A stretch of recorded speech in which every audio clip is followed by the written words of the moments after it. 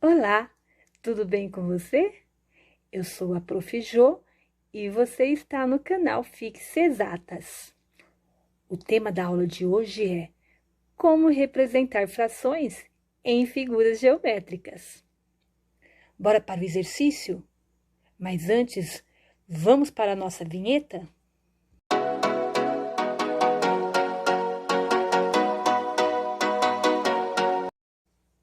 Vamos iniciar então com fração própria.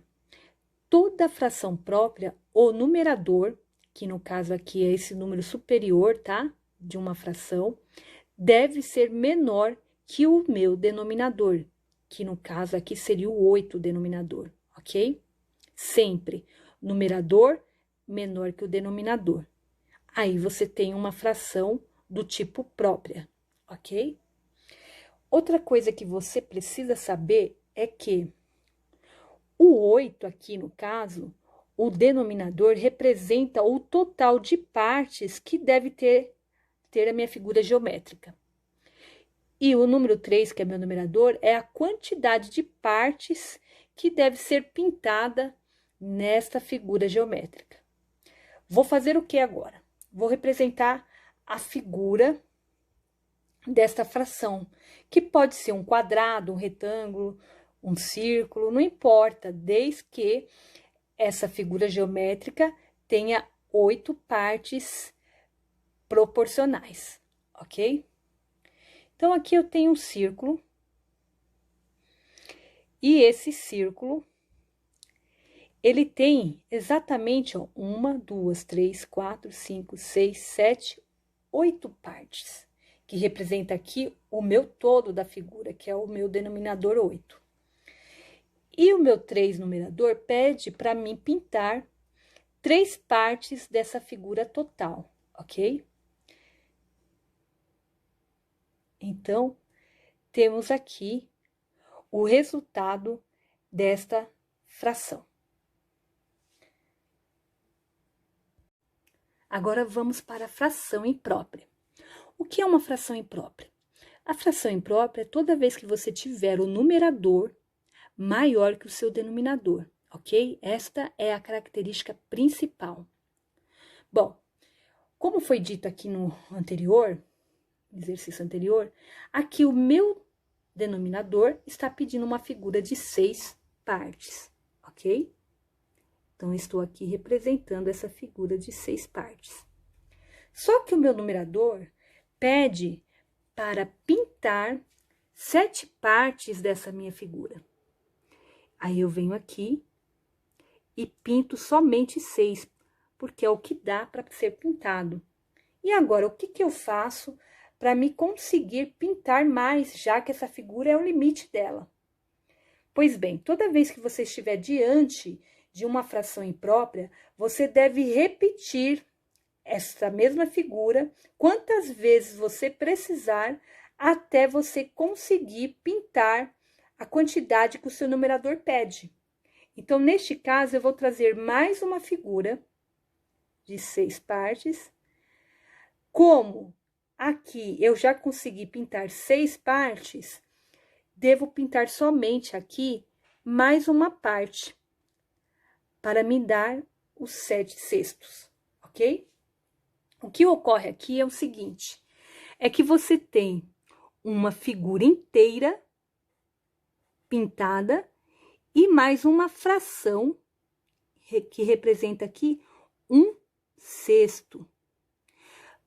Por isso, essa fração é tida como nome de fração imprópria, porque, na verdade, o que você tem é um número inteiro junto com uma fração, no qual a gente dá o nome de número misto, ok? Então, esta fração eu consigo transformá-la em um número misto. Se você não sabe do que eu estou dizendo, eu vou deixar aqui em cima a aula de transformação de uma fração em número misto, ok? Para que você possa compreender melhor o que está sendo dito. Por isso, o nome de fração imprópria, tá? Porque, na verdade, o que você tem é um número inteiro junto com uma fração. Diferente daqui, que você só tinha somente uma fração. Agora, vamos para a fração aparente. toda fração aparente, eu tenho o meu numerador maior que o denominador, e quando eu divido o numerador pelo denominador, eu tenho um número inteiro. Vou representar isso também por figuras, para que você possa entender. Bom, então, eu tenho aqui uma figura de 4 partes, porque o meu denominador está pedindo uma figura de 4 partes. Eu venho e pinto essa figura. Só que ainda falta 4, porque o meu numerador está pedindo 4. Então, eu venho, tenho que repetir novamente uma figura de 4 partes, porque o meu denominador é 4. E aí, eu pinto essa figura, ok? Bom, o que você tem aqui como resultado? Na verdade, o que você tem é duas figuras inteiras pintadas, que representam o número 2. Olha só, se eu pegar essa fração 8 dividido por 4, 8 dividido por 4 é 2, 2 vezes 4. É 8 para 8, nada. O que, na verdade, você tem é uma fração aparentemente, mas que lá no fundo, na verdade, o que você tem é um número inteiro e que, neste caso, é o número 2. Por isso, o nome de fração aparente. Toda vez que você dividir uma fração e der um número inteiro, ela é uma fração aparente. Agora, vamos para a fração equivalente. Bom, o que ocorre na fração equivalente? O que acontece é que nos exercícios é dado a fração e também já é dado para vocês a figura geométrica. E essa figura geométrica nunca vai vir com o mesmo denominador, ou seja, a mesma quantidade de partes relacionado com o denominador da fração. E aí, o que acontece? Vocês vão ter que achar a equivalência para responder este tipo de exercício. E como isso é feito? Bom, vamos pegar aqui, ó, vocês têm 1/3, ok? Porém, aqui vocês têm que igualar, né? Igual, né? Por isso que é equivalência. Há uma figura que tem 1, 2, 3, 4, 5, 6, 7, 8, 9. 9 partes representa aqui o seu denominador, ok? E você precisa saber exatamente quantas partes você vai precisar pintar que represente a mesma proporção de 1/3. Como isso é feito? Bom, sempre dessa seguinte forma, tá? Que número você deve multiplicar esse 3 que dê 9? Ora, tem que multiplicar por 3, porque 3 vezes 3 é 9. O mesmo você deve fazer para o numerador. Se você multiplicou aqui por 3, aqui também deve ser multiplicado por 3. 1 vezes 3, 3.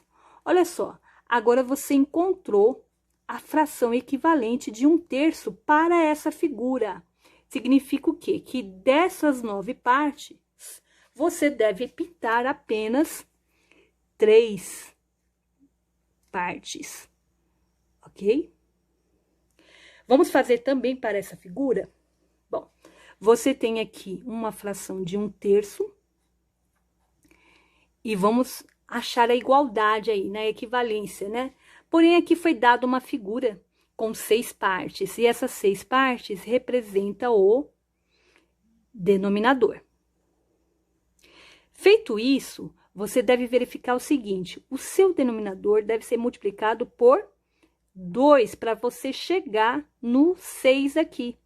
Se você fez 3 vezes 2 achou 6, você deve fazer o mesmo para o numerador. Multiplicar por 2. 1 vezes 2, 2. O que significa que você deve pintar 2 partes dessa figura para ser equivalente a 1/3 da fração dada, ok? Bom, espero que você tenha entendido minimamente o que eu quis passar aqui sobre figuras geométricas representando aí cada tipo de fração, ok? Mas antes de qualquer coisa, é muito importante que você realize alguns exercícios sobre esse tema para você fixar melhor o conteúdo. Agora, se você gostou da aula, deixe seu like e faça os seus comentários se você ficou com dúvida, o que você entendeu, o que você não entendeu, eu irei respondê-lo aqui embaixo. Compartilhe com seus colegas e se você ainda não é inscrito no nosso canal, se inscreva para receber as notificações das aulas semanal. É isso aí. Até a próxima. Tchau, tchau.